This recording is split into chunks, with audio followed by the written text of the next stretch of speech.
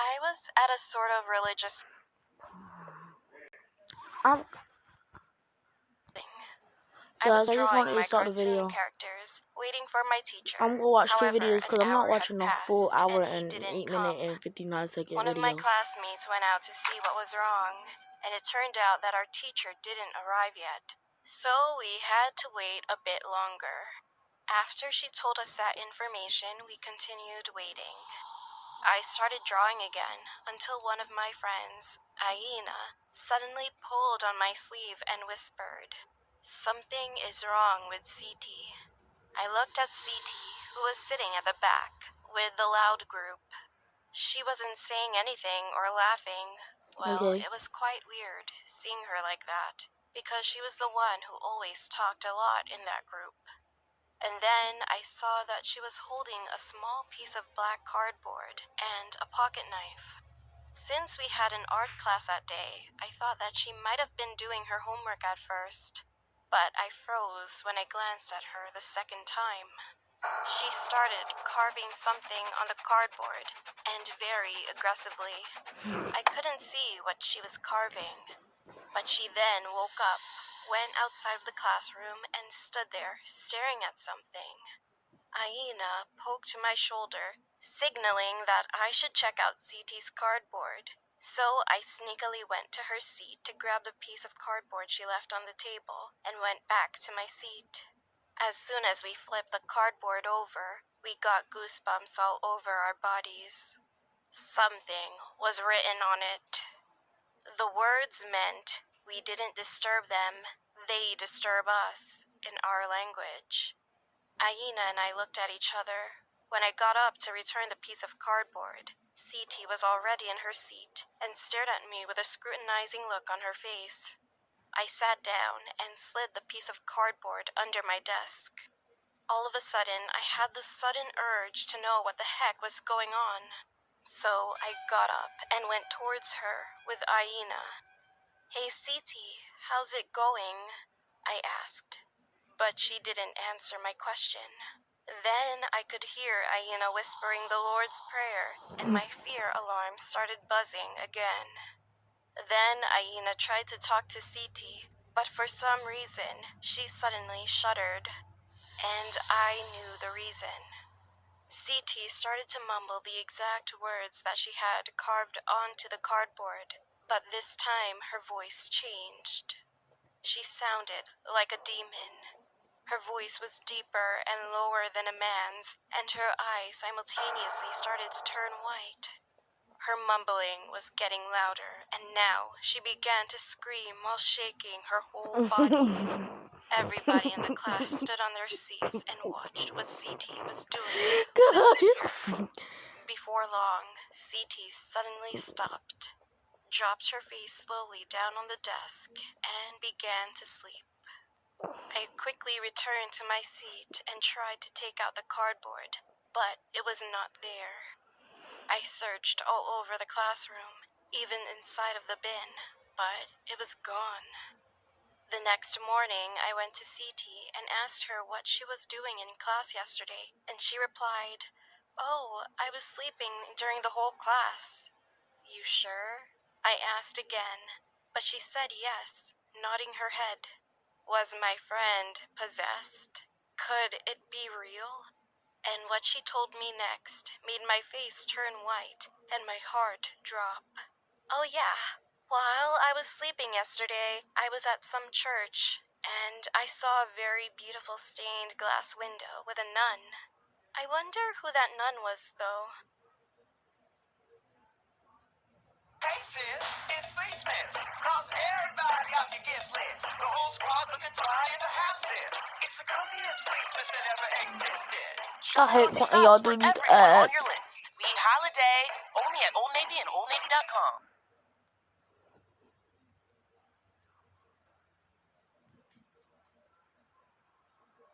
This is the story that happened to me a few years ago. I was studying for the civil service examination. I came up to the big city to study, and while I was looking for the house to stay, I met one house owner.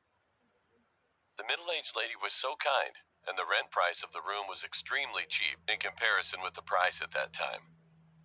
All of my friends opposed and said the price is too cheap. They also told me to reconsider it, but my mind was urgent, so I just made a contract right away. The room was pretty big, and the window was also wide enough so that I was satisfied. Guys, I'm sorry, but I don't care. I know a house supposed to be. You will like a house that was supposed to be cheap, but if the house is cheap, you know something's wrong with it. You know something's wrong with it. With my room. About a few days later, a strange smell began to come up from under my bed. At first, it was endurable, but the odor was getting worse, so I couldn't sleep at all in my bed. I eventually begged the owner and ended up moving to the next room, which was far away from this room. Since that day, whoever moves to that room, they all moved out again because of the smell. A few people visited in a few days, and I heard the conversation between those people and the owner while they were taking out all the stuff and removed the wallpapers in the room. Ma'am, we had told you that it would stink. If you'd have done what we said last time, well, you'd have spent less money. And then she answered, embarrassedly, I didn't know it was going to be like this. They then began to remove the floor, change the cement, and finally change the whole room completely. Until then, I thought we were just remodeling the house, but after I heard the story of the room from the other people who lived around here, I eventually realized that I was totally wrong. It is said that a few months ago, one student committed suicide in the room. And the owner at that time, she ignored the cleaning company's word that she had to reapply the cement to remove the smell that had seeped into the floor. So she just chose wiping off the blood of the body by reason that it was expensive. The cement looks hard just by looking at it, but because of the porosity, it's known that the cement has lots of small holes like sponges. But what if someone was murdered or the dead body was left unattended for a few days? When the blood or such thing flows downwards, it starts to rot inside and then stinks. In addition, if the dead body is left unattended for a few days, the waste begins to come out and the fat flows out when it starts to decay. Like the blood and the waste are hard to clean, as you know. As soon as the smell penetrates through the concrete hole, you would not be able to get rid of the bad smell no matter what you do. Therefore, it's said that cement should be removed altogether because the smell would not be gone of this kind of house. Although I wasn't staying in that room at that time, I kept feeling uncomfortable, so I eventually ended up moving a while later. I would like to say this to those who are currently looking for the new house. Even if a newly plastered house smells, or if you found any signs of partially cement floor, especially when the house is old, be careful. Because I'm sure that something would have happened in that house already.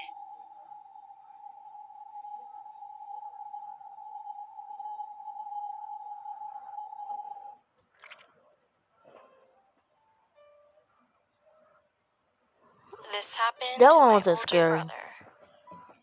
When he was a college student, he joined a mountain climbing club. One day he went climbing in the high mountains located in South Korea with 3 of his club members. The mountain was so high up that they couldn't climb all the way up in just a day. So they decided to stop by one of the mountain cabins in the mountainside and take a rest. It was a 2-story cabin, and unfortunately, the electricity was disconnected that day. Well, you know, people usually don't go to sleep early on days like that. So my brother and his friends drank a lot of alcohol, turned on a flashlight, and accidentally lit it up towards the wall. On the wall, there were framed pictures of the 1st, 2nd, and other mountain guards. Everyone was giggling because of the face in one of the pictures. Then they fell asleep.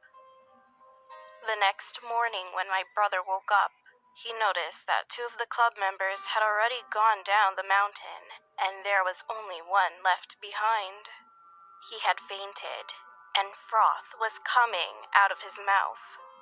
He looked around in confusion, wondering what was going on. He saw something he could not believe. The cabin was surrounded by small windows. Well then, what the heck was there last night if what they thought were photo frames were actually windows? When I was a little girl, I was scared of sleeping alone, so I used to sleep with my mom. Eventually, I had to toughen up and sleep by myself. Well, this happened when I was in high school. I had a twin-size bed in my room and decided to leave both my door and my mom's door open. Our bodies were facing opposite directions. I couldn't sleep that night, so I turned on my MP3 player and was laying in bed, listening to music. All of a sudden, I felt a little strange, so I turned my head around, and at that moment, I froze. I saw a person's foot on my mom's body. First of all, if someone gets too nervous, it's hard to look around clearly. However, I slowly looked up, and then I saw the face of the person standing on her body. Literally, someone was standing on my mom's body. Well, it was the worst thing I've ever seen. I wanted to turn my head around again, but I couldn't. I couldn't open my mouth or even listen to music anymore. I couldn't take my eyes off his face. His mouth was stretching and getting bigger and bigger until eventually it ripped right under his ear. I could see that the inside of his mouth was all red. I wanted to wake my mom up somehow, so I gathered up enough courage as I could. Mom! As soon as I yelled, everything disappeared like smoke. She ran into my room, hugged me, and reassured me that everything was okay. I was leaning on her now, so that I could calm down. Soon after, I put my earphones back in and turned on my MP3 player. And that moment was really crazy and just plain scary. All of my files were gone. I had around 300 songs on the device, but all the songs were erased for no reason. I couldn't sleep at all that night and still felt bad even after waking up the next morning, so I ended up breaking my MP3 player. Well, why did my music files disappear? On the hunt for new anime, Guys, none of Funimation this is has over scary at all. 15,000 hours of new shows and classic hits.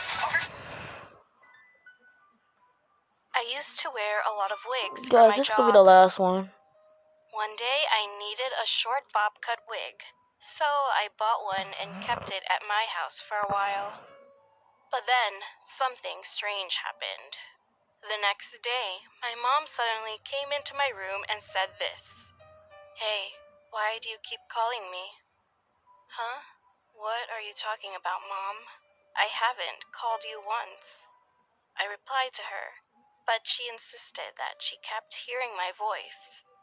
It was kind of weird, but soon I ended up thinking that she was just hearing things or Yeah, that happens to hallucinating. me sometimes. I hear other people's A voices. few days later, while I was eating dinner with my mom and watching a TV drama, we heard a small voice. Mommy! What the? I stood up, and what made things scarier was the voice sounding exactly like mine. At first, I thought I misheard it, but I kept hearing the sound. I grabbed my mom's hand, and we followed the direction the sound was coming from. As I was getting closer to the shoe rack near the front door, I realized the sound seemed to be coming from it. It was at that moment. Mom! The loud sound in my ears surprised me so much that my heart almost dropped. Well, eventually I went back to my room and fell asleep, failing to reveal the cause of the sound. That night, I had a dream. In my dream, little girls were jumping rope and moving in slow motion, like in a horror movie. I couldn't see their faces because the children's faces were all blurry as if they were covered by fog. However, as soon as I tried to reach them, they looked at me at the same time.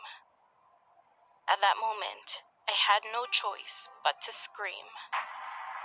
Their fronts and backs were all covered by a bob cut hairstyle. Well, I had the same dream for a few more days. My mom and I concluded that there was something wrong with the bob cut wig that I bought. Eventually, I burned the wig.